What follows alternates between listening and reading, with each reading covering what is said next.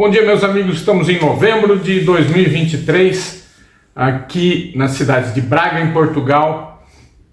E como eu tenho visto coisas incríveis, eu queria dividir com vocês.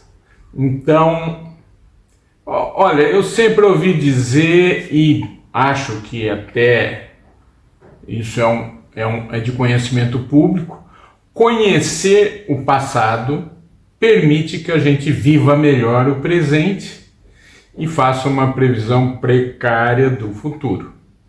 Bom, ver Portugal é ver o que a gente teria sido. É o que eu imagino, pelo menos. Então, eu vou explicar algumas coisas. O primeiro choque cultural que eu tive aqui em Portugal foi...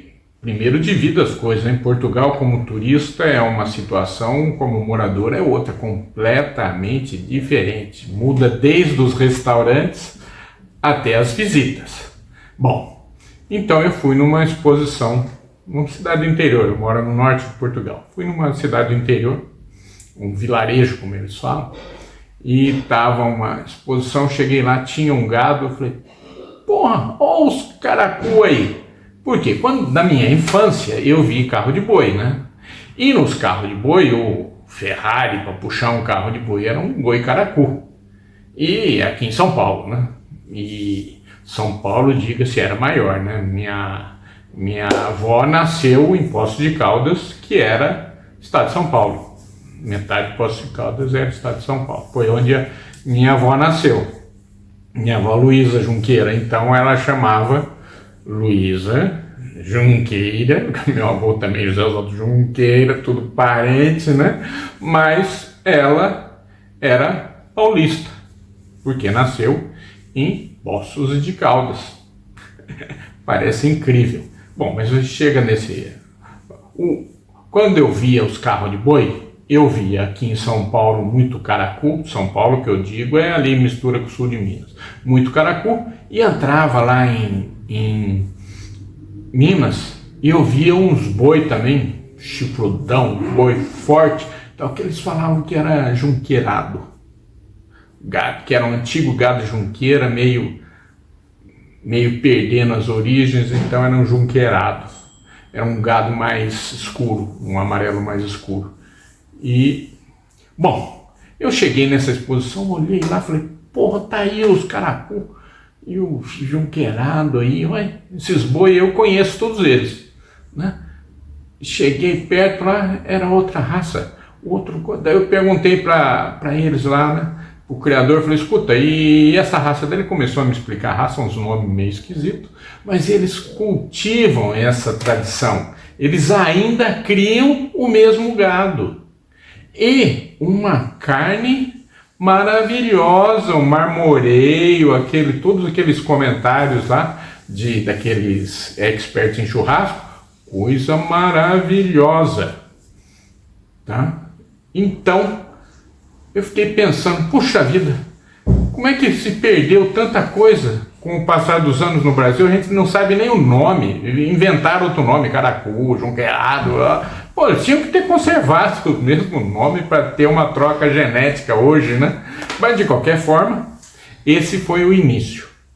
A partir daí, eu estive na Feira de Golegã, Feira do Cavalo de Golegã, uma cidadinha de 5.400 habitantes e lotada de cavalo. Vocês imaginem que eu fui várias vezes para aquela festa do peão em Americana, a convite dos amigos, né? Do Beto, do Vladimir, né? Então a estrada era tudo entupida para chegar naquela festa. Pois Golegã é isso aí. Só que em vez de ser uma festa, é uma cidade. Tá? E 4 quilômetros de fila indiana de carro na estrada para você chegar. E lá está ocupado inteirinho de carro para tudo quanto é lado. E não tem onde estacionar. Até as áreas agrícolas em volta viram estacionamento. As garagens têm baia. Você entra lá, tem um baia. Você olha assim, uma porta de uma garagem, você dá uma espiada lá dentro, duas baias. Duas baias, dois lusitanos, né? Então é uma coisa assim, maravilhosa. Mas, só um adendo. Lá tem um restaurante, né, que chama Cu da Mula. Não sei o que isso pode ter de bom, né? Mas chamava-se Cu da Mula. E nós reservamos o jantar para ir no Cu da Mula. A hora que chegamos lá, uma fila, uma coisa, eu falei, gente, isso daqui tá com muito turista, nós vamos comer uma comida meia boca aqui, não... vamos largar a mão e vamos pro hotel. Só que o hotel era o seguinte, estava tudo lotado, nós ficamos num vilarejo lá, a uns 20 e tantos quilômetros de Golegan. Hotel maravilhoso, 8 quartos, mas maravilhoso. Uma senhora, dona lá, cuidando lá, tudo uma coisa assim fantástica, meio Airbnb, meio hotel, tudo meio misturado aqui, né? Bom, daí chegamos para ela falando, escuta, nós perdemos o restaurante, o Cu da Mula lá, e onde é que nós vamos jantar? Ela pegou, eu vou indicar um restaurante excelente. Daí falou o nome do restaurante, que eu não me recordo, né? E daí eu falei assim, mas esse restaurante é bom? Porque eu não vim até aqui para ficar, né? Ela falou, não, o restaurante é ótimo. Eu falei, tá aí, qual é que é a segunda opção? Só para eu olhar depois no TripAdvisor lá para dar uma... Ela, não tem segunda opção, só tem esse. E a gente olhando no relógio aqui, fecha tudo, né? Então eu falei, pô, vamos correr lá e jantar logo, porque senão a gente fica sem comida. Corremos pro vilarejo. Chegamos lá, tinha só uma rua, né? Aquela rua do centro lá, e não tinha como estacionar, porque não tinha calçada, não tinha nada. A calçadinha de meio metro, né? E não podia trepar na calçada ali que ia dar problema, né? Então tinha um posto de gasolina, logo lá na frente eu fui lá no posto de gasolina e perguntei para ele, escuta, esse restaurante, eu acabei de passar lá, é bom? Ele falou, esse restaurante é ótimo. Eu falei, é? E qual é o outro que você sugere também para a gente ter como segunda opção? Ele falou, não tem outro, só tem esse. Eu falei, então ele é muito bom mesmo. Pegamos, fomos lá.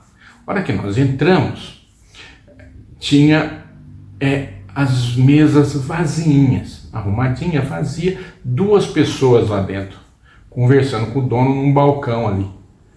Daí, falamos, porra, será que está aberto isso daqui? A Cláudia pegou, virou para ele e falou assim, escuta, meu senhor, está aberto o restaurante? Ele virou para ela, o Kim, pois conhecemos ele, o Kim, de Joaquim, né, evidente. O Kim virou para ela e falou assim, ora, pois, você entrou pela porta, não entrou? Se a porta estava aberta, é porque o restaurante está aberto. Você não entrou pela janela. Comida maravilhosa, feita pela esposa dele, a Cristina. Olha, uma das melhores refeições que eu fiz em Portugal. Bom, voltando à feira de Golegan, você chega lá e vê a arrumação deles, a organização deles é maravilhosa.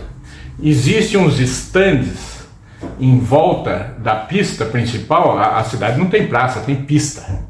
O centro da cidade é uma pista, não é uma pista de equitação, de apresentação de animais, não é uma praça. E daí em volta tem uns núcleos das codelarias. Codelarias são os aras, são as codelarias. Então tem lá 4 baias, basicamente, e um escritório. Então você vai ali, você come alguma coisinha e tal, e eles te vendem um cavalo. Então, eu falei, porra, pra mim, o português era o melhor cavaleiro do mundo, porque eu vi muitas touradas portuguesas, onde inclusive eles não matam um boi, mas eles fazem uma equitação ali, coisa maravilhosa. Eu vi já os caras lá, é comum. Os caras pegam e viram no galope, vira na frente do boi. No galope. E o boi, imagine um pitbull na forma de um boi. É isso daí que é o Miura. Deus me livre, é um negócio que se você cair do cavalo ali, ele te mata. Então não é que nem você tá num quarto de milha e virar um tamborzinho lá e se você cair, você tá na areia fofa, não. Você caiu ali, o boi te pega. Então eu vi coisas sensacionais. A agilidade do cavalo lusitano, a coragem dele é fantástico. Então eu achei que eu tivesse visto o melhor cavaleiro do mundo. Eu vi foi um grande comerciante. Cheguei lá na exposição, tinha atrelagem. Nossa, atrelagem de todo tamanho, de trolley, de carruagem, não sei o que, para todo lado e tal. Atrelagem. Quer dizer, a atrelagem é um comércio. Você tem que ter criadores de cavalo de atrelagem, você tem que ter comércio de atrelagem, não sei o que, tem fabricante de carrocinha, tá? Tem todo um ambiente em torno da atrelagem e é fantástico. Eu, inclusive, vi a prova de um deficiente visual, um cego. E tinha um cara dando uns toques para ele ali atrás. O cara que tem atrás dessa atrelagem, dessa carrocinha, charretinha, sei lá como é que chama, tem um cara que fica equilibrando. Ele joga o corpo para cá, joga o corpo para lá, tal, dá uns trancos para pular a roda, assim, porque a prova é terrível, é num lugar fechado, assim, parece aquelas bigas romanas do filme do Gladiador, é aquilo lá, né? É uma loucura. E o cara não enxergava. E começou e terminou a prova. Achei fantástico, tudo isso, tá? Daí você fala assim, porra, o que eles fazem com esse lusitano, o comércio do lusitano, atrelagem, uma mais... Daqui a pouco começa a equitação de trabalho. Gente, que quantidade de... Nossa, que cavalos maravilhosos, que coisa de louco. Fiquei lembrando, falei, puxa vida, lá no Brasil, a Camila, a Bia, a turma lá de Piracicaba se virando para fazer uma equitação de trabalho, ninguém dá a menor atenção, né? Pois é, existe um puta de um mercado. Nós esquecemos tudo isso no passado. Depois, porque os portugueses com certeza levaram essa cultura. Onde que se perdeu? Equitação de trabalho é complicado, tem várias partes. Eles dividem em uma, mexe com boi, outra abre porteira, essas coisas, faz um saltozinho e tal. É a equitação de trabalho. Tá? Bacana. Daí você fala, olha, vi 2 eventos aqui, fantástico, tal, papá, daqui a pouco, o que acontece? Hipismo. O lusitano está se destacando no adestramento de uma forma fenomenal. Tá em todos os lados do mundo, tem prova para tudo quanto é lado aqui, né? Você entrar numa prova lá, você vai lá, passa o teu cartão de crédito lá para pagar ingresso, lá tava lá aquele monte de cavalo, aqueles trailer e caminhão que você fica bobo de ver, né? Bom, hipismo clássico. Temos o salto. Salto. Os lusitanos têm as linhagens deles de salto. Tem as linhagens deles que se saem muito bem no salto, né? Bom, deixa eu até escrevi aqui, eu fiz uma colinha aqui para não esquecer nenhum pedaço. A exposição de morfologia, tem exposição do lusitano. Puxa vida. Aqui, basicamente, são 3 cidades que têm eventos grandes assim. O maior, evidente, é o Golegã. Depois tem Ponte de Lima, que tem tudo isso que você está vendo, tem Ponte de Lima. Depois tem o Trofa também, né? Então são aqui no norte de Portugal, que eu conheço bem, né? E Golegã, que fica no centro, tá? Eu achava que o lusitano era só tourada, olha que patos, né? E depois, a hora que você fala assim, olha, já acabou todos os eventos? Não. Trajes típicos. Nossa, aquelas mulheres assim, trajadas, assim, parece aqueles filmes, aquelas coisas assim, você olha assim, que coisa linda. Sabe aquela cela que joga as 2 perninhas de um lado? Você pega, olha lá, tal, eu cheguei perto de uma, né? Falei, deixa eu tirar uma fotografia comigo ali e tal. Eu virei um anão do lado do cavalo. porra, que tamanho de cavalo, né? Ela estava num bairro lá, e olha, monstro de cavalo. Daí eu comecei a chegar perto dos cavalos que estavam por ali, né? E eles estavam com os cavalos grandes, viu? Na trelagem, você veja, na trelagem eu vi os cavalos tudo pequenininho por causa da agilidade. E tem também a trelagem de pônei, né? Tem uns pônei ali que é super-herói, né? Mas o lusitano está em todos. E você veja, esses portugueses foram para o Brasil, levaram o lusitano, que é o alter da codelaria de alter do chão. Codelaria de alter do chão, basicamente, são os lusitanos do rei, que eles chamam de alter, né? E que são castanhos, né? Esse eu conheci bem, eu tive, né? Meu avô teve uns cavalos do alter quando eu era criança, né? Conheci um, chamava Cassino, era um castanho. O que eles tinham de diferente do nosso manga larga é cascaria. Cascaria, assim, parecia uma pedra, né? Você não precisava ferrar, né?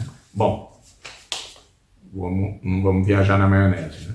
Então, o que acontece?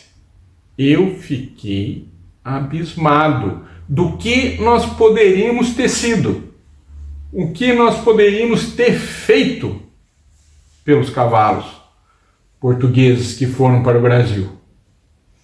Eu vejo isso daí porque o exame de DNA do turbante, que era o principal cavalo do meu avô, é 100% ibérico, que é 100% dos cavalos portugueses. Quer dizer que não teve esse negócio de pegar e falar, teve um cavalo holandês ali. Para com isso. Ali é só o manga larga, é fundamentalmente o cavalo dos portugueses. Só que eu não entendi nada. Eles chegaram lá no Brasil e puseram o nome manga larga. Daí a pouco abriram outro, manga larga marchador. Daí a pouco um campolina. Porra, todos esses cavalos aí são o mesmo. Daí você olha, aqui tem uns lusitanos, esses grandão aí, que eu vi uns grandão lá, cabeçona encarneirada, é o campolina. É o campolina. Eles fizeram uma seleção com o material que eles tinham no início. Selecionaram aquilo lá. Hoje o campolina está até voltando a ser um cavalo, né? Porque andaram misturando paulista nele e tal. Ele está com uma movimentação, tá uma estrutura melhor, né? O marchador, mesma coisa, eles começaram, eu gostava muito, sempre fui fã do Herdade Cadillac, que era, né, misturava as exposições antigamente, né? Eu gostava do manga larga marchador. Hoje eu nem sei qual que é, porque eles usaram tanto paulista, e eu tenho até na memória os criadores que iam lá buscar embrião. Então, olha, misturaram tudo. Hoje você não tem como pegar um pedigree de um cavalo manga larga marchador e dizer, esse pedigree é verdadeiro. Não, o verdadeiro era do tempo da Herdade Cadillac. Hoje em dia não, hoje está tudo misturado. Bom, e o nosso manga larga paulista, como eu estava dizendo antes, né?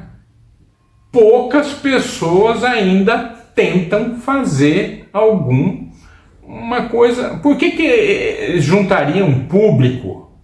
É evidente. Por que juntaria algum público para olhar uma prova de marcha? Você está com brincadeira? Olhar uma prova de marcha que dura 45 minutos, que na verdade dura mais porque o juiz demora, tem que ficar montando em todos aqueles mesmos cavalos rodando na mesma coisa. Se você vê uma prova de equitação de trabalho, que é isso? Os cavalos são cavalos perfeitos, olha, eu vou fazer o seguinte, como eu tenho colocado no filme, no vídeo que eu faço, um filme atrás com o que eu estou contando vai aparecer, né? Mas não esperem grandes produções aí, porque é um videozinho fajuto feito em casa com aqueles programas de graça, tá? Então não fiquem aguardando grandes eventos aí não, mas eu vou tentar mostrar tudo isso pelo filme. E vocês pensem no que eu estou falando. Onde é que foi que nós nos perdemos? Nós levamos uma raça e fechou, e ainda separou em 3 nomes. Perdemos o mercado mundial. Quem que conhece manga larga? Você está brincando, chegar aqui e falar, ó, tem um manga larga, eu quero que manga larga, né? Mostra uma fotografia, ele fala, nossa, que belo lusitano. É lusitano, né? Só que lá no Brasil, ele chama-se manga larga marchador e campulina, tá? E existe a raça lusitana também, tem os criadores lá no Brasil, tem. Aliás, a gente fica fazendo exposição nacional no Aras da Dona Clélia lá, que a Dona Clélia é uma criadora de lusitano, tá? Então, veja, vamos pensar no nosso caso. Nós estamos sempre nos dividindo. Até na eleição, agora diz que vai ter uma eleição, diz não, eu tenho que votar, né? Quer dizer, se eu conseguir fazer prova de vida, né, eu vou votar, né? Mas a gente se divide. A gente divide 3 candidatos, 3. A gente se divide. A gente está sempre se dividindo, sempre esquecendo o passado, tá? Eu aqui tenho que fazer algumas observações que eu achei assim. O Portugal um lugar muito racional. A hora que você vai chegando em Golegã, que é o centro de Portugal, eu vou mostrar para vocês umas fotos do Google Earth, né? Que vai aparecer, vocês vão ver o que tem de técnica agrícola. É fantástico. E a hora que eu vejo as máquinas, eles têm máquina para tudo. Só que tudo pequenininho, tratorzinho pequenininho, porque as propriedades são pequenas. Então o tratorzinho pequenininho gasta pouco óleo e tal, papai faz tudo o que o grandão faz. Então, as terras lá com morro e pedra são abandonadas. A gente às vezes fica tentando se virar num morro com pedra e na verdade a gente tem na prática uma casa com um quintal muito grande, porque você tem que pagar para cuidar, um condomínio altíssimo. É isso que acontece com as fazendas em topografia ruim. É uma casa com um quintal enorme. Bom, mas não vamos fugir do assunto não. O português sabe como comercializar o cavalo dele. Eles têm todas as atividades, tá? Todas, e exportam 80% da produção. Tá bom pra você? Tá bom? Quanto que nós exportamos? 0. Só uns movimentos assim, que nem tem o Marcelo no Manga Larga Marchador, ele é um lutador, né? Ele leva cavalos para Itália e não sei o que, tal, mas são casos isolados, né? São casos isolados. Nós estamos muito atrasados no tempo. A gente fica tentando reinventar a roda e esquece o passado. Tá? Eu vou parar porque eu estou falando demais aqui e não vai virar em nada isso, tá? Um grande abraço para vocês, espero que vocês venham um dia conhecer a Feira de Golegã, tá? Um grande abraço.